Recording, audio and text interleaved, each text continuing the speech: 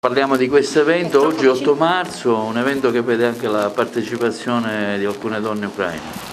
Era necessario esserci come tutti gli anni per l'8 marzo perché è ancora necessario ricordarlo. Non dico festeggiarlo perché c'è ben poco da festeggiare, questo lo posso dire per tutti i 365 giorni dell'anno perché ancora i femminicidi, le difficoltà sul lavoro, la poca comprensione per le dinamiche al femminile ci testimoniano il fatto che gli altri 364 giorni non è proprio la festa della donna, men che meno in questo momento di festa non si può parlare. Volevamo abbracciare quantomeno simbolicamente perché tra l'emergenza Covid e l'emergenza guerra è davvero difficile rimanere umani, ma volevamo farci sentire vicine a tutte le donne in difficoltà partendo da Fratelli d'Italia verso le sorelle ucraine e tutte le sorelle del mondo che qui sanno di trovare sempre la porta aperta senza nessuna divisione. Noi siamo inclusivi, noi siamo con l'intenzione di creare una sorta di tavolo permanente di solidarietà nel quale Fratelli d'Italia ci sarà sempre e nel quale in questo momento siamo sorelle e fratelli di Agrigento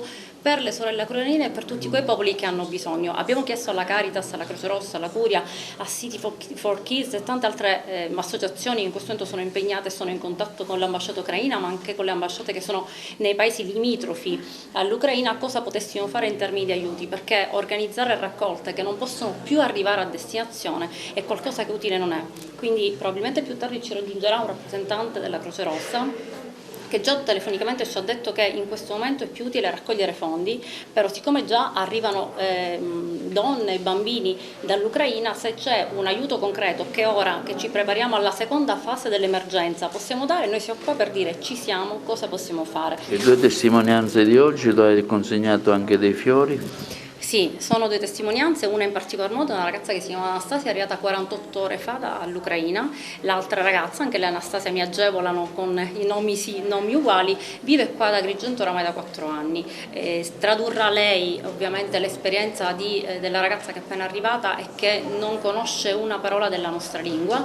Noi abbiamo consegnato simbolicamente una riproduzione del Tempio della Concordia che è la pace tra i popoli, è simbolo di pace, è sinonimo di pace ma anche simbolo, e poi un mazzo di fiori che abbiamo appositamente fatto comporre con la mimosa, che è ovviamente il simbolo delle donne, con un ramoscello d'oliva, che è simbolo della pace, e con un ramo di mandorlo, perché sarebbe stata la festa del mandorlo in fiore, da 3 anni non riusciamo a festeggiarla, ma è dentro di noi, i mandorli ci circondano, e noi questo segnale di pace tra i popoli lo continuiamo a dare, anche se i DPCM ancora ce lo impediscono. Parliamo di questa iniziativa, tu sei ucraina, oggi anche con lei. Commento. Очень быстрое интервью по поводу этой ситуации, которая в Украине. На данный момент все по-старому, ничего не изменилось. Я сегодня только Насте говорила, что мне единственное сейчас беспокоит — это большое количество сирот. Много деток остались без родителей, родители им убили. Это тот случай, когда родители не оставляют своих детей, а во время войны их убивают. Già penso che sapete tutta la situazione aggiornata, quindi dice non lo ripeto quello che state vedendo, è così. L'unico discorso che oggi mi sono sentita con i miei amici e chi sono rimasti lì, e hanno detto che purtroppo adesso ci sono tantissimi bambini che sono rimasti senza genitori perché i genitori sono stati uccisi.